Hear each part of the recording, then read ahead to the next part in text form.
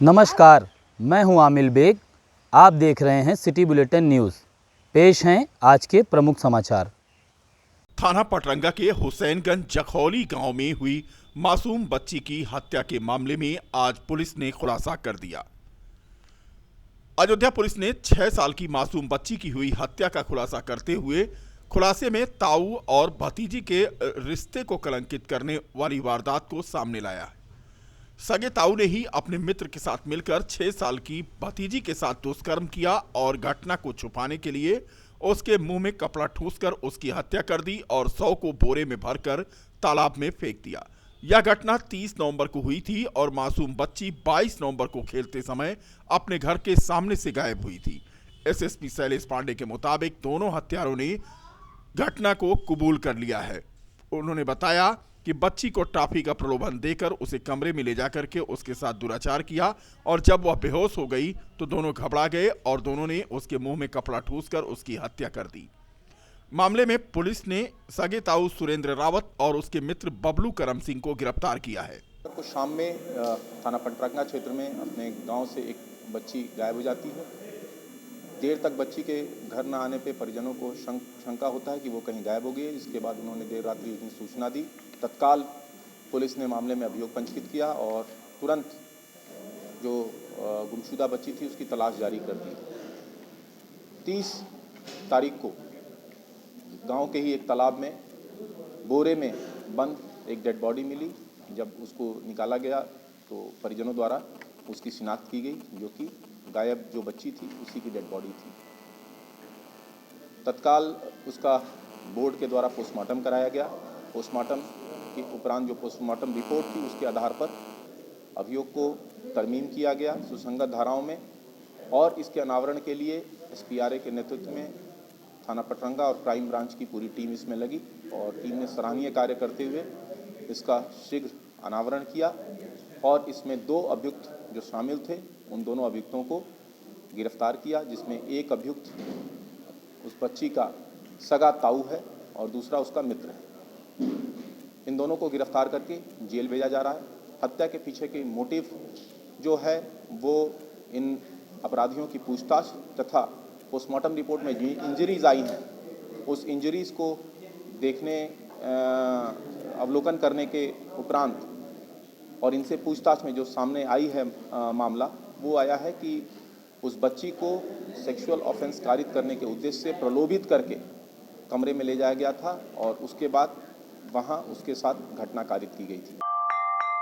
कमिश्नरी स्थित गांधी सभागार में आयोजित नगर निगम बोर्ड की बैठक में उस वक्त व्यवधान पड़ गया जब सफाई कर्मी अपनी मांगों को लेकर हंगामा करने लगे।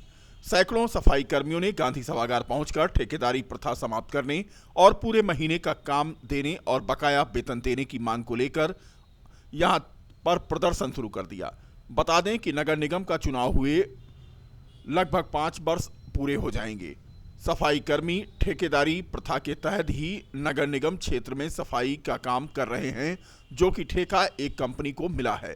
आज हो रही नगर निगम की बैठक के दौरान किसी और कंपनी को ठेका देना था, जिसकी भनक लगते ही सफाई कर्मी नेताओं के साथ सैकड़ों की संख्या में यहां पहुंच गए और हंगामा करने लगे। अपनी मांगों के समर्थन में उन्होंने जमकर नारेबाजी किया। सफाई कर्मियों की प्रमुख मांगों में महीने भर काम देना, ठेकेदारी प्रथा को समाप्त करना और बकाया वेतन की भुगतान की मांग शामिल रही। कई बार इनको मांग पत्र दिया, लेकिन ये कर्मचारी की समस्या को निराकरण नहीं किया गया और ना इनके पास समय है और हमारे कर्मचारी को शोषण हो रहा है। जो ये लोग प्राइवेट कंपनी जो आ रही है वो आकर जो है 5400 रुपया वेतन देने की वो है, इसका विरोध करेंगे और ये लागू नहीं होने। कल से हम लोग करेंगे हड़ताल, पारंपरिक लड़ाई लड़ेंगे इससे। आप लोग किससे मिलने यहाँ पर आए हैं? हम हमारी बात को सुना नहीं। हमने 3-4 बार मांग पत्र दिया, मांग पत्र देने के बाद कोई बात नहीं हुई हमारी। ये मनमानी ढंग से काम करना चाहते हैं, मनमानी ढंग से काम करने नहीं दूंगा। इसका विरोध जो है खुलेआम होगा और कर्मचारी कल से हम लोग काम बंद करेंगे और काम पे नहीं जाएंगे। कितने कर्मचारी हैं जो इसमें आप लोग? हम लोग हैं लगभग 2000 आदमी पूरे अयोध्या भैया मिलाकर। दुकान का बहिष्कार किया आप लोग क्या? जी काम नहीं करेंगे? नहीं, काम करके आ जाए। अब फिर कल से भी निर्णय लेंगे भी। अगर बोर्ड हमारे कर्मचारी प्रति कोई गलत पास किया गया बोर्ड में तो इसका हम लोग विरोध करेंगे, कल से काम बंद करेंगे। क्या नाम आपका है? विनय भागमार, नगर अध्यक्ष। दिल्ली के मुख्यमंत्री अरविंद केजरीवाल की पहली ट्रेन सुबह 10 बजे अयोध्या धाम पहुंची, जहां उसका स्वागत रेलवे स्टेशन पर भव्यता के साथ किया गया। इसके बाद सभी यात्रियों को अयोध्या के 25 विभिन्न धर्मशालाओं में रोका गया, तो वहीं विश्राम के बाद भगवान श्री रामलला, हनुमानगढ़ी, कनक भवन, नागेश्वरनाथ मंदिर, सरजू घाट सहित अन्य स्थानों का उन्हें दर्शन कराया जाएगा।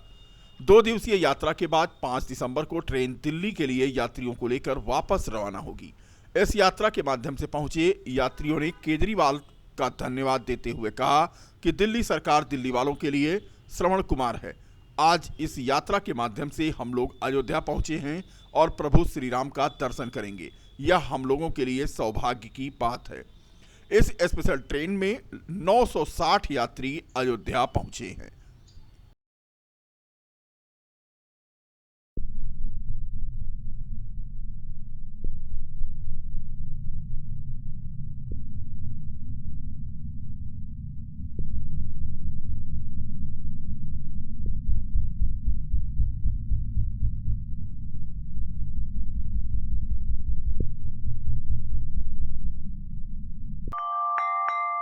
अयोध्या में राम जन्मभूमि के पक्षकार रहे महंत धर्मदास ने अपने गुरु और राम जन्मभूमि आंदोलन में सक्रिय भूमिका निभाने वाले बाबा अभिराम दास जी महाराज की 41वीं पुण्यतिथि मनाई।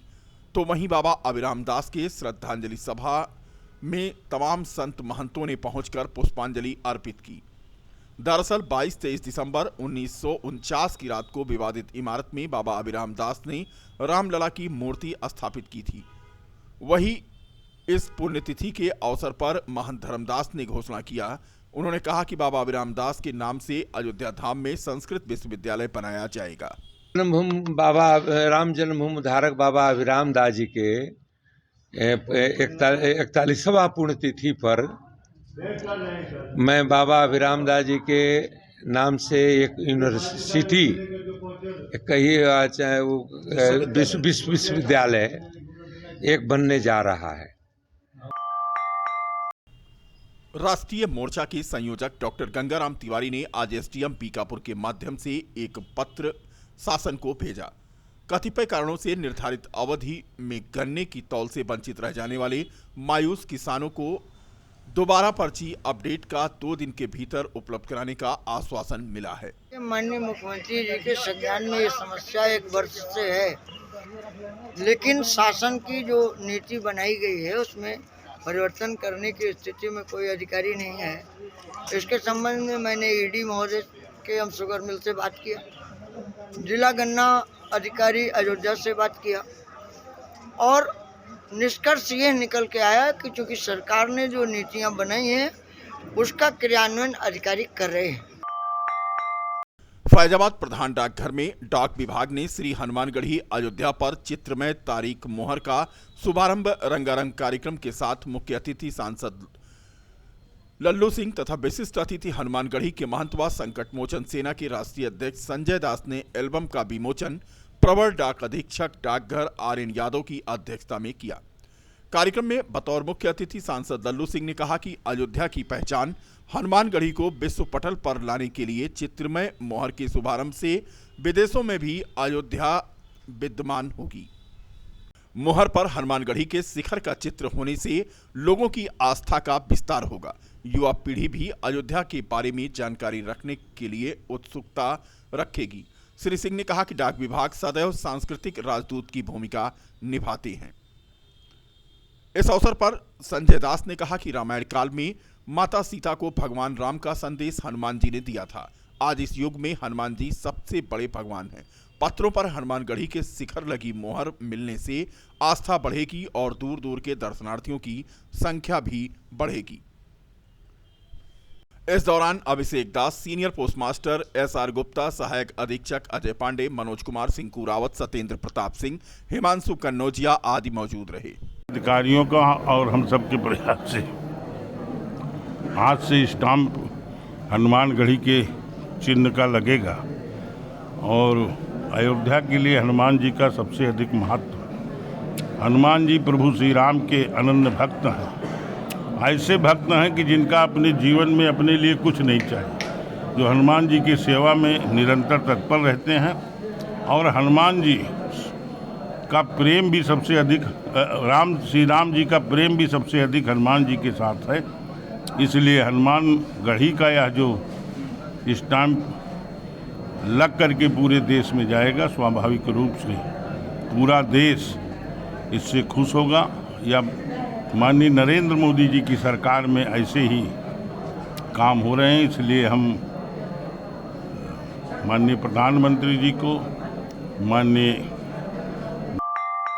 दर्शन नगर स्थित सीएमओ कार्यालय के सामने डिप्लोमा फार्मासिस्ट एसोसिएशन के अध्यक्ष व मंत्री के नेतृत्व में सैकड़ों फार्मासिस्ट अपनी 20 सूत्रीय मांगों को लेकर धरने पर बैठे।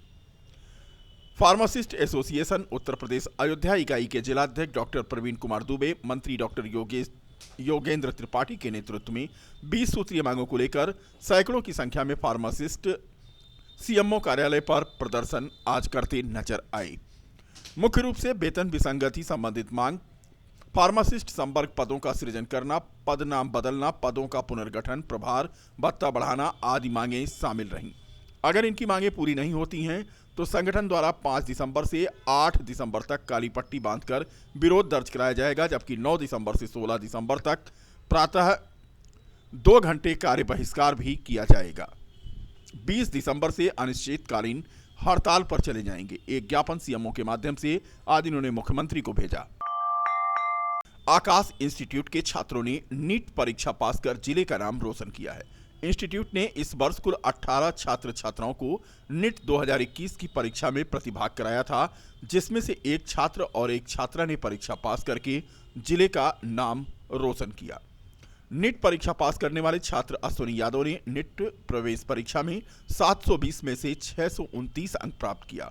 उन्होंने अपनी इस सफलता का श्रेय माता पिता और शिक्षक को दिया।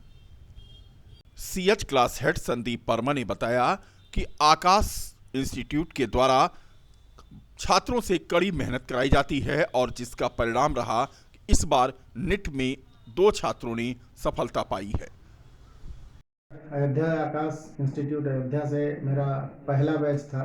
लास्ट ईयर आकाश इंस्टीट्यूट यहाँ पर ओपन हुआ और ये फर्स्ट बैच से हमने अयोध्या का टॉपर नीट में यहाँ से अश्विनी यादव को, जिनका ऑल इंडिया जो रैंक है 4217 रैंक है, और उसके जो मार्क्स आए 720 में से 649 मार्क्स रहे, जो फैजाबाद अयोध्या में वो टॉपर स्टूडेंट रहा। और एक दूसरी हमारी बच्ची थी जिसका नाम है श्रेया गुप्ता, जिसका जो मार्क्स था 720 में से 629 रहा। ये हमारे 2 टॉपर स्टूडेंट रहे। इसके अलावा हमारे टोटल 11 स्टूडेंट क्वालिफाई किए और हमने नीट के अलावा जेई में भी अच्छा रिजल्ट प्रोड्यूस किया। आकाश इंस्टीट्यूट अयोध्या की तरफ से हम उन सभी स्टूडेंट्स को, सभी जो भी इसके लिए एलिजिबल पात्र हैं, जो तैयारी करना चाहते हैं, उनको सबको इस बात के लिए बधाई देना चाहते हैं कि वो सब हमारे साथ जुड़ें और हम उनका अच्छा रिजल्ट प्रोड्यूस कर पाएँ।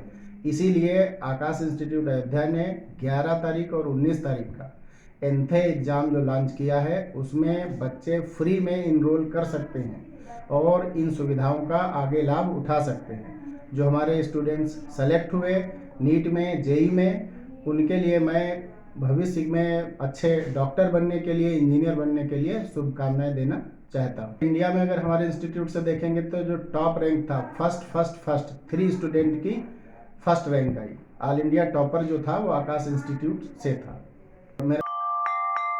समाधान दिवस के अवसर पे आज सदर तहसील में नगर विधायक वेद प्रकाश गुप्ता ने आए हुए फरियादियों की फरियाद सुन करके उन्हें समयबद्ध सीमा के अंदर उनके समस्या का निस्तारण कराने के निर्देश संबंधित विभाग के अधिकारियों को दिए।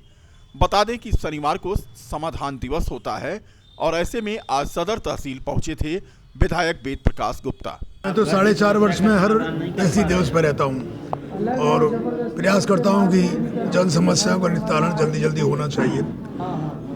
आज भी मेरे ख्याल से 30-35-40 अभी तक आ चुकी हैं समस्याएं और कुछ निस्तारण हुए हैं और कुछ जांच के लिए गई। निश्चित रूप से तहसील दिवस के माध्यम से लोगों की समस्याओं का निस्तारण एक महत्वपूर्ण स्थान है ये, और इसका लाभ भी मिल रहा है। नगर पंचायत बीकापुर में स्थित अस्थायी गौशाला सिमरा में नामित सभासद द्वारा अचानक औचक निरीक्षण करते हुए तैनात कर्मचारियों पर भ्रष्टाचार का आरोप लगाया गया। शासन द्वारा नामित सभासद राजेश पांडे उर्फ गुड्डू ने आरोप लगाया कि तैनात कर्मचारी शासन द्वारा प्रदर्शित की जाने वाली पशुओं के निमित्त खाद्य सामग्री में बड़े पैमाने पर धांधली करके पशुओं का आहार खा रहे हैं। उन्होंने आरोप लगाया कि पिछले कई महीने से पशुओं की देखभाल में लापरवाही बरती जा रही है, जिसकी शिकायत करने पर उन्हें संतोषजनक जवाब प्राप्त नहीं हो रहा है। हमारे योगी जी सारा पैसा दे रहे हैं, उसके बाद भी गौ माता को हमारे खिलाया नहीं जा रहा है। और आप कंडीशन देख सकते हैं पीछे घूम के कि हमारे गौ माता भूखी मर रही हैं। शासन की मंशा है, भूसा चूनी सारी चीज़ दे रहे हैं शासन, उसके बाद ये अनियमितता कर रहे हैं लोग। राजेश कुमार पांडे नामी सभासद, नगर पंचायत बीकापुर।